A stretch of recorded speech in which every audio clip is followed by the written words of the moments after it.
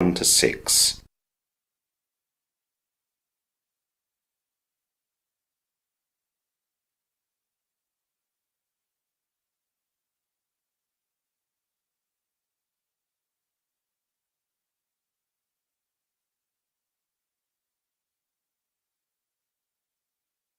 You will see that there is an example. This time only the conversation relating to this will be played first. Good afternoon. You're Adam, aren't you? That's right. I'm Mrs. Allen. Now, you're here for the cleaner interview here at the hospital. Yes. So cleaner is the correct answer.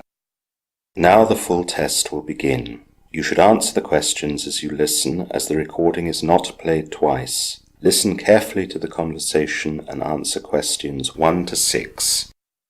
Good afternoon. You're Adam, aren't you? That's right. I'm Mrs. Allen. Now, you're here for the cleaner interview here at the hospital. Yes.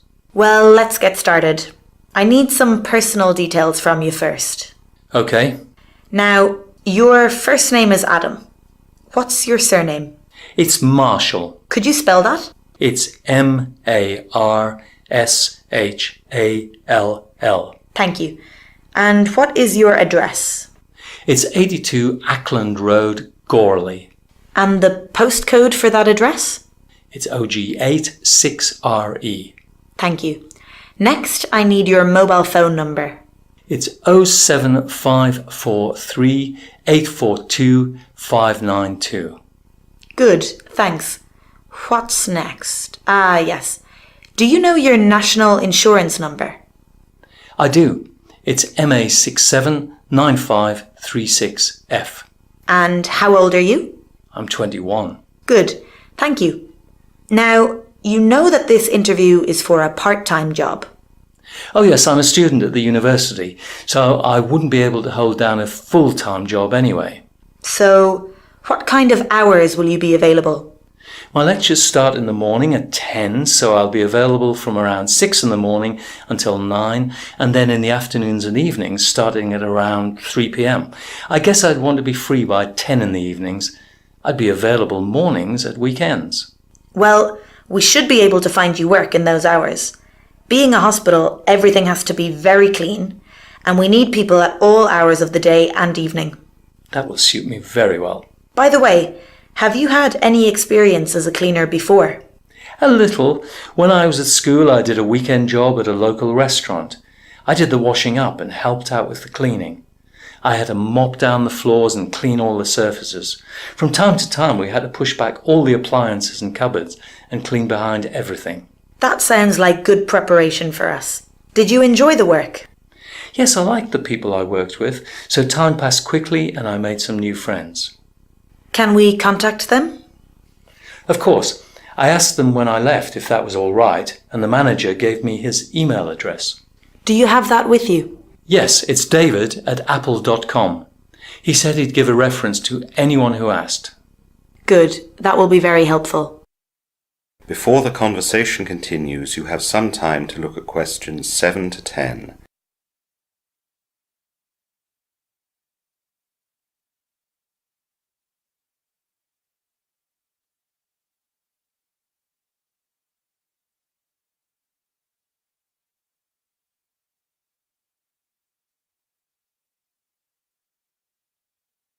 Now listen carefully and answer questions 7 to 10. Well, Adam, I think we can offer you the job. Thanks very much. I look forward to starting. Now, I'd like to tell you a little about what we expect in the job. You can ask questions at any time. Okay. So to begin with, when you arrive, you need to check in at the staff reception, so your arrival time can be logged in. This will mean that you get paid the right amount. Then, when you finish, you need to log out at the same place. Okay, I'll remember that. What is my rate of pay, by the way? You get £9 an hour. Is that okay? Yes, that's fine. Now, after you've logged in, you need to go to the staff changing rooms. We provide you with green overalls to wear while you're at work. And there's a locker where you can keep your own clothes and valuables safe while you're working. You also need to wear a special hat, which will prevent any hair falling out where it shouldn't. This is especially important if you have to go into the kitchen areas. Yes, I had to do that at my last job. Now, if you work longer than 3 hours, you're entitled to take a 20-minute break. During this break, you can do what you want. Some people go and have a cigarette or get some fresh air. We ask you not to go into the public areas during your breaks. There is a staff canteen where you can get free tea, coffee, or soft drinks. If you work longer than 4 hours, then you're entitled to have a meal as well. Good. That will save me from some cooking. Now, we'd like you to start next weekend at 9 a.m. Would that be all right? Yes, that's fine. Before you start on that day, it's important that you come for an hour for some training. We need to show you all the equipment and where you'll be working. This will allow you to get on with things straight away when you arrive on Saturday. You'll be paid for this hour of training at your usual rate. When shall I come in? How about Thursday at 4 p.m? That'll be fine. I'll be here. Well, that's everything for now. Thanks very much for coming in, Adam. I look forward to you working with us. Thank you very much, Mrs. Allen. I look forward to it as well. That is the end of section 1. You will now have half a minute to check your answers.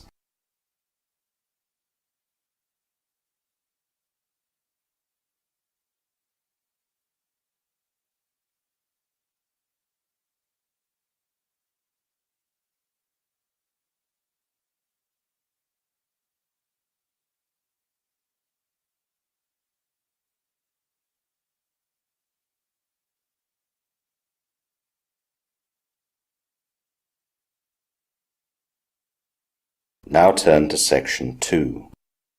Section 2. You will hear a radio program with a woman giving some people information about a town exhibition. First, you have some time to look at questions 11 to 16.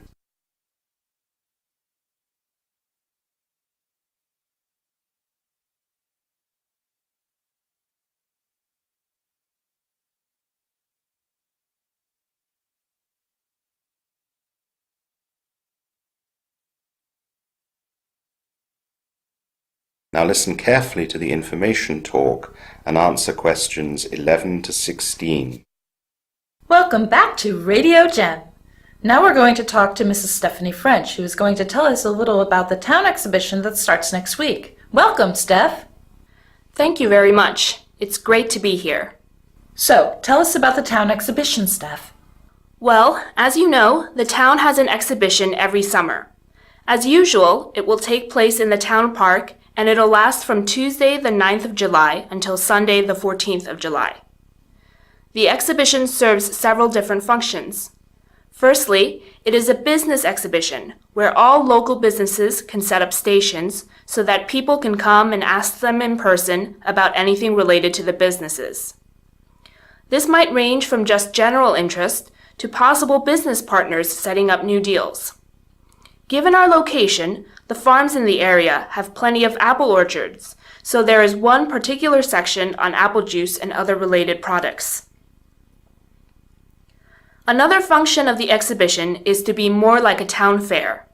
There are always games, competitions, and amusements to see and take part in.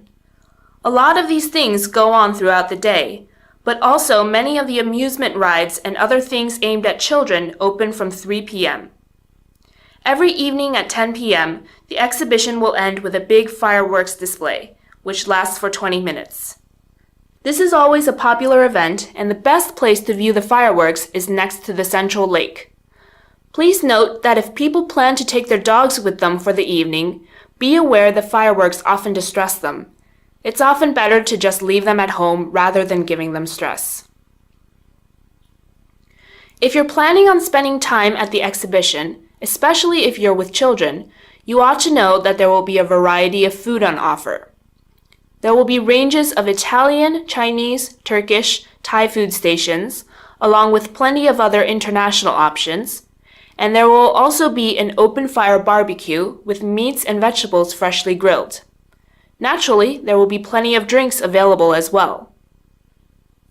If you're bringing children, make sure that they are suitably dressed. If it's hot, it can be very tiring, especially for young children. Also, don't forget to bring plenty of sunscreen and a hat to protect their skin. If the weather's bad, don't forget raincoats, umbrellas, and think about wearing rubber boots, as the grass areas can get very muddy if there's rain around. Every day, there are lottery tickets sold, and the winning numbers are called out every evening, just before the fireworks. Try your luck and see what you might win. Tickets are only 4 for $1, so you won't need to break the bank. If you can't stay until the evening to hear the results, just write your name and telephone number on the back of the ticket that you leave with the lottery people, and they'll call you if you're lucky enough to win. You now have some time to look at questions 17 to 20.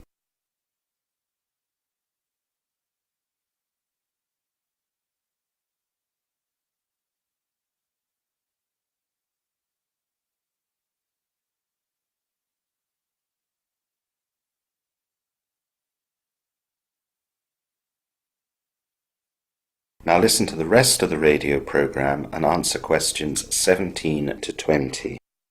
We've had a number of emails asking for information regarding where things will be found at the exhibition, so I'll talk a little about that next. As you come in the main entrance on East Avenue, there will be the pavilion with all products to do with apples on your right. This will be an enormous marquee holding the stations of many of our local businesses. One great advantage of this place is that it's all covered up and a good place to shelter if there's bad weather. They have their own little food and drink section as well, so you can get a hot drink or warm soup if it's cold.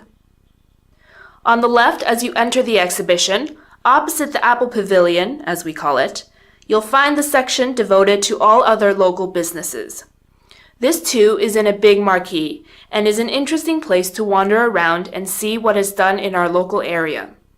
Next to this is the first aid station, which can help you with any minor health problem you have while at the exhibition. They always have 3 people on duty at any one time, and these fully trained first aiders can deal with more serious issues if needed, as well as a headache from too much sun. If you continue down the path away from the entrance, you'll find lots of stalls on both sides with various things to buy. These can include local jams and dried herbs, farm produce such as eggs and honey, handicrafts in wood and metal, and lots of secondhand stalls where you might be able to pick up a bargain. These various stalls go right up to the central lake.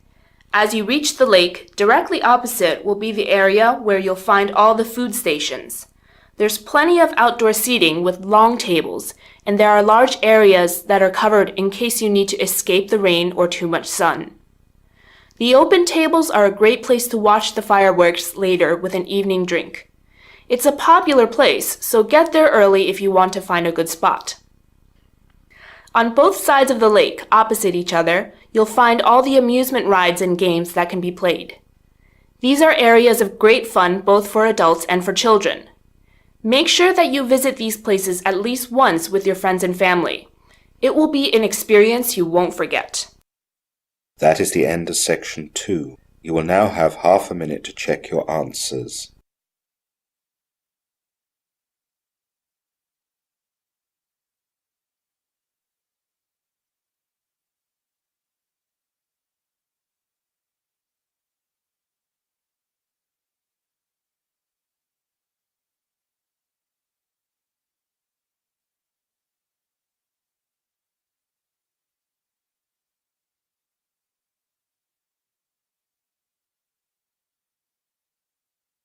Now turn to section 3. Section 3. You will hear 2 students giving a university presentation to their teacher. First, you have some time to look at questions 21 to 25.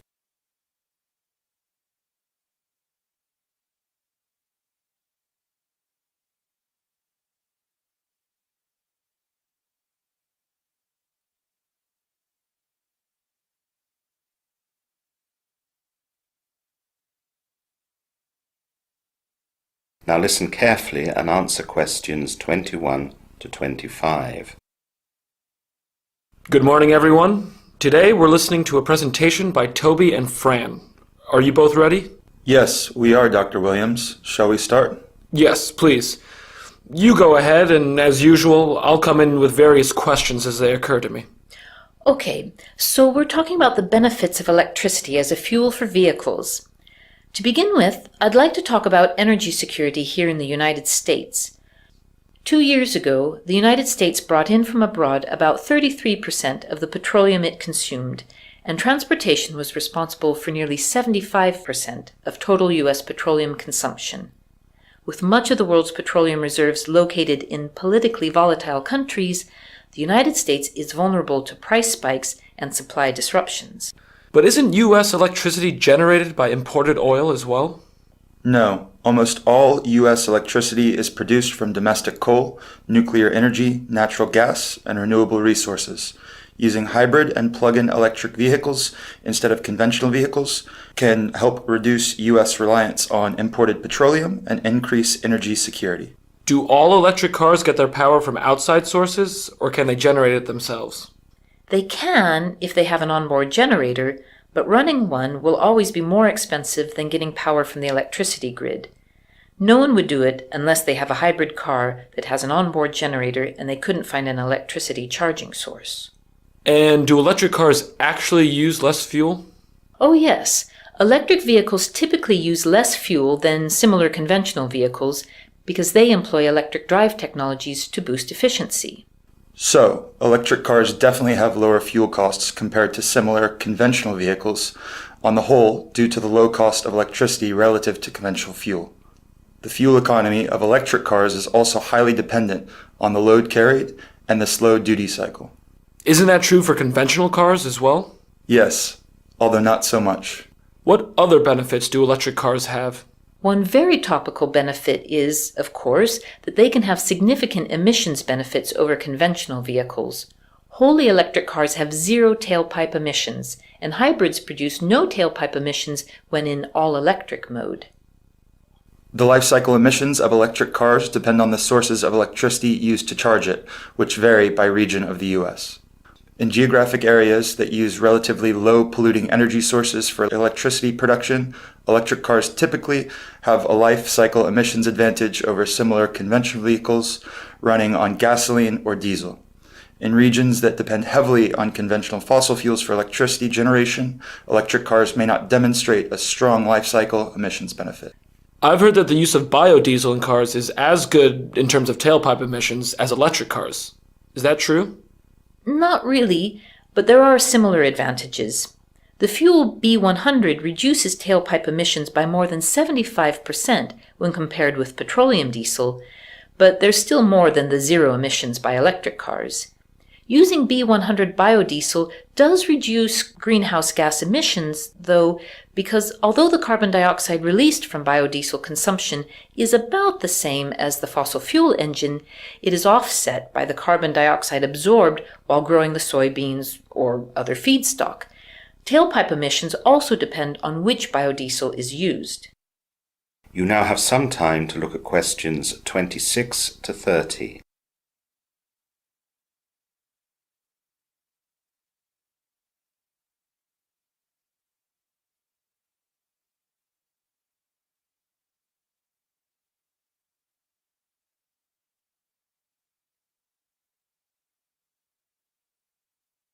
Now listen to the rest of the discussion and answer questions 26 to 30. Are there any disadvantages to electric cars? Yes. One problem is the current infrastructure availability for refueling. Public charging stations are not as ubiquitous as gas stations, but charging equipment manufacturers, automakers, utilities, clean cities coalitions, municipalities, and government agencies are establishing a rapidly expanding network of charging infrastructure. It's still reasonably flexible, though. Since the electric grid can be available almost anywhere people park, electric cars can charge overnight at a residence, a fleet facility, at a workplace, or at public charging stations. Hybrid cars have added flexibility because they can also refuel with a fossil fuel when there is no electricity charging available. And are the costs of buying an electric car comparable with buying a conventional car? Not yet. Purchase prices can be significantly higher. However, prices are likely to decrease as production volumes increase. I suppose that potential buyers know that they can save more money in the long run by using an electric car. Yes, that's an aspect that the marketers of electric cars really push hard. I suppose that's natural. What are all the different ways in which people can save money? Let's see. The initial costs can be offset by fuel cost savings, a federal tax credit, and incentives provided by the relevant state. What about maintenance? Electric cars need maintenance just as conventional cars do, but a significant difference is the battery.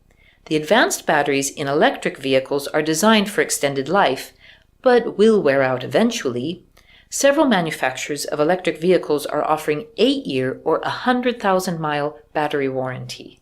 This must be a great perceived drawback to people considering buying an electric car. Yes, short-life batteries are a significant disadvantage to electric cars, and if the batteries need to be replaced, it can be a significant expense.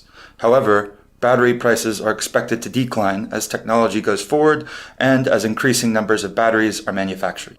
Well, that seems to be a good place for a break for you. Do any of the other students have any questions for you? That is the end of section 3. You will now have half a minute to check your answers.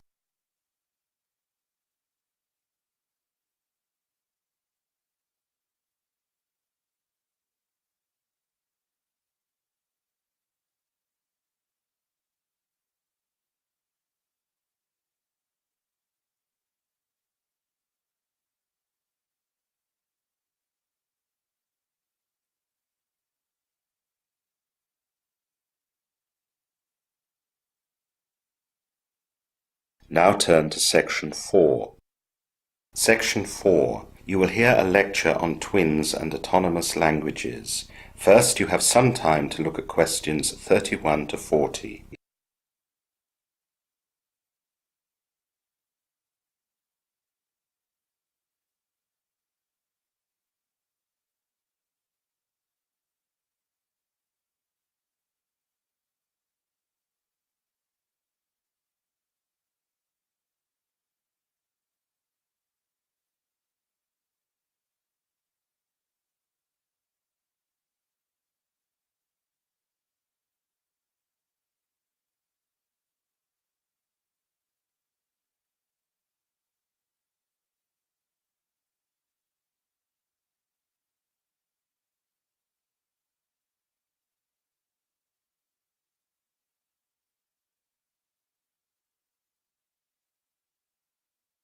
Now listen carefully and answer questions 31 to 40.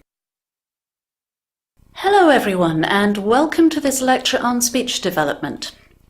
Today we're going to look at twins and how they are theorized to often communicate with each other in their own language. Twins are regularly reported to invent languages of their own that are unintelligible to others. These languages are known as autonomous languages, and despite current belief, this is not a rare phenomenon. Autonomous languages exist in about 40% of all twins, but often disappear soon after their appearance. So, how does this language formulate? The theory behind a twin language is that siblings are so close to each other and rely on each other so much that they don't have as much of a need to communicate with the outside world, and so they make up their own idiosyncratic language that develops only between the two of them. These siblings actually do not necessarily have to be twins. The typical situation is one in which two or more close siblings grow up closely together during the language acquisition period. If an adult model language is frequently absent, the children use each other as a model and acquire language imperfectly. If a model is completely absent, the children copy other sources, maybe the television or radio, and probably do not create a recognizable language. In all known cases, any language actually created by close siblings is made up of onomatopoeic expressions, various invented words, and words from the adult language adapted to the constrained phonological range of young children. An autonomous language will lack coherent morphology, and the word order will be based on pragmatic principles. Because of all this, and because the words themselves are hardly recognizable, the language may turn out to be completely unintelligible to speakers of the model language. A lot of research has gone into autonomous languages. Neither the structure of these autonomous languages nor their emergence can be explained by other than situational factors. Research studies seem to indicate that what appears to be a twin language might actually be two children with the same delay in phonology, which is how children put speech sounds together into words. The delay in phonology is usually due to a lack of models to copy, which are usually parents. Children tend to establish speech sounds in the same general order, and they often make identical types of errors in their speech. Children with phonological delays have speech sound systems that don't develop as would be expected, and this makes it hard to understand their speech. Some researchers now believe that what is often described as a twin language is actually two normal children whose speech sounds are not developing as would be expected. Researchers further theorize that these speech sound errors can be prolonged in twins or close siblings, because each child has a partner who seems to understand him and uses the same type of speech as he does. While this does make their speech a kind of a twin language, as the two children seem to understand each other when others cannot, it's also a delay in sound development that probably needs to be addressed by speech therapy. Not surprisingly, studies have also linked the presence of an autonomous language to language delays in later school-age years. Parents of twins or close siblings who have their own language should not have to panic. There seems to be a small percentage of children who have both their secret language and who are able to communicate effectively with their parents in real language. These children will switch back and forth between their own language and their developing mother tongue, depending on who they're talking to. It's also important to note that researchers have found that not all children who have their own language will go on to have language delays. An autonomous language seems to be only a risk factor that children will struggle with speech and language. However, it will indicate that an evaluation by a speech-language therapist might be beneficial in helping to decide what's really going on. So, what can a parent do to help their children develop normal speech? Firstly, parents are the most important guide to language acquisition and enrichment. What parents say and how they say it will directly impact their children's development of speech sounds and sentence duration. Therefore, parents should talk to their children as often as possible, describing what they're doing and why they're doing it, what's around them and what's happening. Secondly, it's never too early to start reading to children. Research has indicated that even infants can benefit from this. As all children grow, reading should be a daily part of their routine, and it will improve their language, vocabulary, attention, and future success. Twins will benefit from this even more. So, what eventually happens to the autonomous language between twins or close siblings? In most cases, the private language begins to disappear spontaneously after a low-key intervention, or when the children enter school, interact with other children, and immerse themselves in the more powerful lingua franca. The children might shift to the use of their secret language every once in a while, and this is just normal. However, if they are given the right training, they will not develop delay in language learning.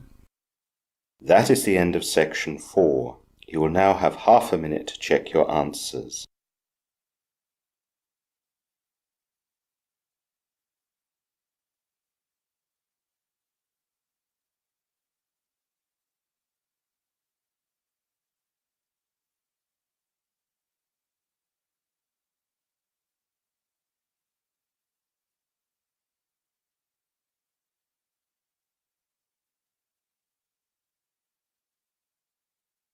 In the IELTS test, you would now have 10 minutes to transfer your answers to the listening answer sheet.